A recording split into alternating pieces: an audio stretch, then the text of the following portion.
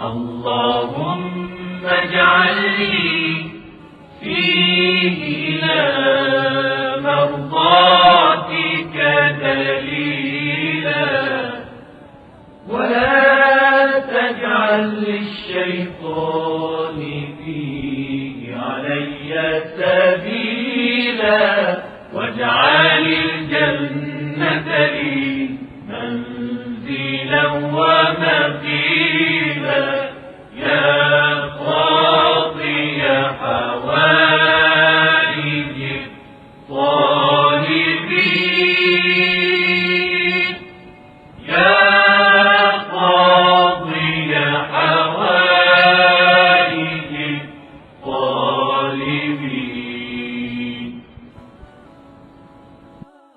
O Allah, on this day, show me the way to win your pleasure, and do not let Satan have a means over me, and make paradise an abode and a resting place for me, O the one who fulfills the requests of the needy. A'udhu billahi minash shaitani rajim. Bismillahir rahmanir rahim. Assalamu alaikum wa rahmatullahi wa barakatuh.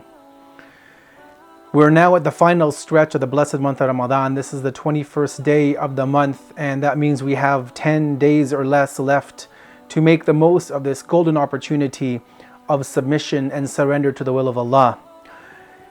As we continue in our journey through Ramadan Reflections, our topic for today is on safety from the evils of the devilish forces. How to keep away from Satan, what are his traps, what are his snares, and how can we as believers do the utmost that we can within our meager means to keep away from this enemy of humanity. The Quran has spoken about Satan in many different ways. And one of the understandings that we have, contrary to the society that we live in, is Satan is not a little individual with horns and a tail trying to push us from performing the rules of Allah, but yet rather that Satan can manifest himself or itself in many forms. We're told in the Quran that Satan or the devils are of many types. Two specifically. We have the devils from amongst the jinn, the unseen creation of Allah, but we also have devils in the form of humanity. There are many men and women out there running around the world today who are satanic individuals. They are devilish in their ideology, in the way that they carry themselves. And Islamically speaking, we are told to do our best to avoid these two types of devils. When we look in the Quran to see how Allah speaks to us about this enemy of ours, we see the following in chapter number 13, Surah Yusuf, verse number 2. We're told, "Indeed, Satan is the open enemy to humanity." This shows us, and when we look at the history of Satan, which we don't want to go into today, but when we look at his history, we see that from the first day where he disobeyed the orders of his creator Allah, he swore an oath by the honor and majesty and glory of the creator that he would seek to misguide all of humanity from the straight way. This is what we see in the Quran in the particular verse from Surah Sa'ad, chapter 38, verses number 82 and 83, where Satan says the following.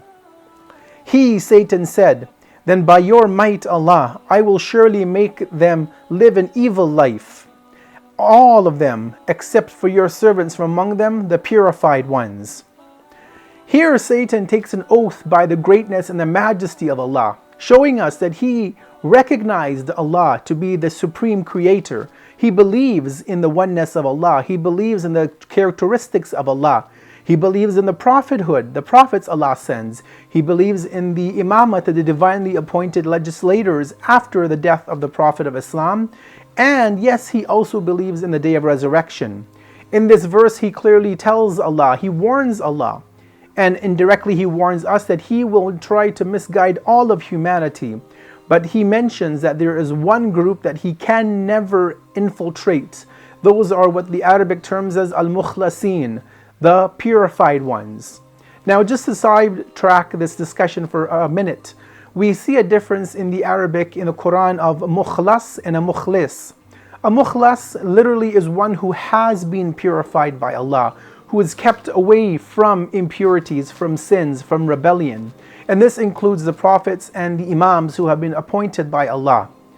The mukhlis, on the other hand, are people such as yourself who strive hard to worship Allah, to obey the rules of Allah, and to not break the ordinances which Allah has laid forth.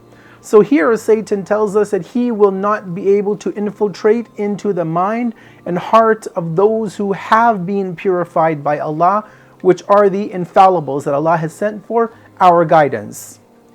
Another verse of the Quran, chapter number 16, verse 99, tells us the following. Indeed, he, Satan, does not have any authority over those who have true faith. We have to accept the fact, and we have to accept our own actions. We cannot blame Satan. And on the day of judgment, we will try to blame him, and he will actually turn around and reprimand us. We cannot say that we had no control over ourselves and Satan made me do it, that the devil made me do it. No, we have full control and volition over ourselves. And as the Quran says, he has no authority over us, except if we allow him into our hearts to alter our perceptions. We close with a beautiful but lengthy tradition from the commander of the faithful, Imam Ali, may God's peace and blessings be upon him, in which he spoke about Satan in the following fashion. He says in the tradition, Satan has said, there are 5 things over which I have no control or influence, meaning people who have these traits. However, the rest of humanity are within my grasp. The first is the person who increases his glorifications of praise of Allah by night and day. The second is the person who wants for his believing brother or sister that what he wants for him or herself. The third is that person who does not fall into despair at the time of a tribulation.